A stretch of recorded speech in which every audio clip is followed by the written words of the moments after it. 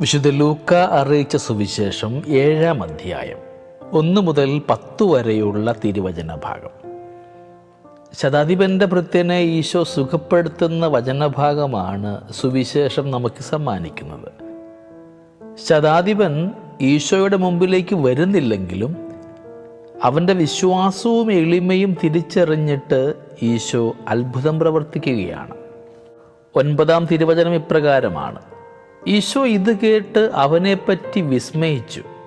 തന്നെ അനുഗമിച്ചിരുന്ന ജനക്കൂട്ടത്തിന് നേരെ തിരിഞ്ഞ് അവൻ പറഞ്ഞു, ഞാൻ നിങ്ങളോട് പറയുന്നു, ഇസ്രായേലിൽ പോലും ഇതുപോലെയുള്ള വിശ്വാസം ഞാൻ കണ്ടിട്ടില്ല. തൻ്റെ ദാസൻ്റെ രോഗത്തെക്കുറിച്ച് ശതാധിപന് ആകുലതയുണ്ട്. ഒരടിമയോടുള്ള സമീപനമല്ല അദ്ദേഹത്തിന് അവനോടുള്ളത്.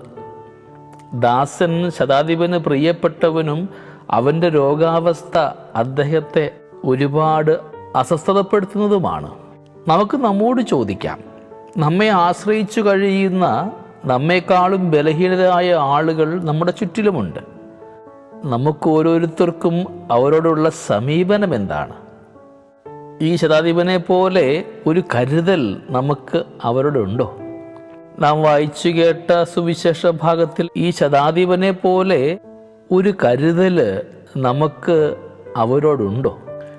റോമൻ പട്ടാളക്കാരൊക്കെ തങ്ങൾ പിടിച്ചടക്കിയതും ഭരിക്കുന്നതുമായ പ്രദേശങ്ങളിലെ ജനങ്ങളെക്കാളും പ്രത്യേകിച്ച് യഹൂദരെക്കാളും ഉയർന്നവരായിട്ട് സ്വയം കരുതുന്നവരാണ്. എങ്കിലും ശതാധിപൻ താൻ വിജാതീയനാണെന്നും അതുകൊണ്ട് തന്നെ യഹൂദനായ ഈശോയെ സമീപിക്കുവാനാവില്ലെന്നുമൊക്കെ സ്വയം എളിമപ്പെടുത്തുകയാണ്. നമ്മളെപ്രകാരമാണ്. ദൈവത്തോട് വിശ്വസ്തത കൂടുന്തോറും നമുക്ക് ദൈവത്തിന് മുമ്പിൽ നിൽക്കുവാൻ യോഗ്യതയില്ലെന്ന തിരിച്ചറിവുണ്ടാകും. ദൈവത്തിൻ്റെ മുമ്പിൽ നിൽക്കുമ്പോൾ എൻ്റെ മനോഭാവം എന്താണ്? വിശുദ്ധ ബൈബിളിൻ്റെ ഭാഗം ഇന്ന് നമ്മെ പഠിപ്പിക്കുന്നത് വിശ്വാസവും എളിമയും ഒത്തുചേർന്നു പോകുന്ന സുഹൃതങ്ങളാണെന്നും ഇവ രണ്ടും സൗഖ്യത്തിന് ആവശ്യമാണെന്നുമാണ്.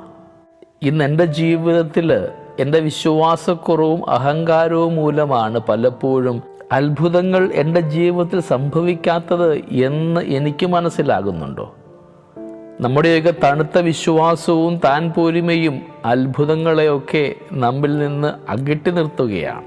ശതാധിപൻ്റെ വിശ്വാസം പോലെ നമ്മുടെയൊക്കെ വിശ്വാസവും ക്രിസ്തുവിൽ ആഴപ്പെട്ടതാകാനായിട്ട് നമ്മളെ അനുഗ്രഹിക്കണമേ എന്ന് നമുക്ക് ദൈവത്തോട് പ്രാർത്ഥിക്കാം.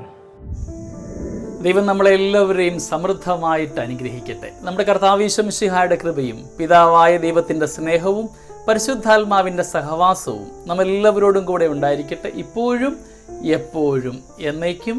ആമേൻ.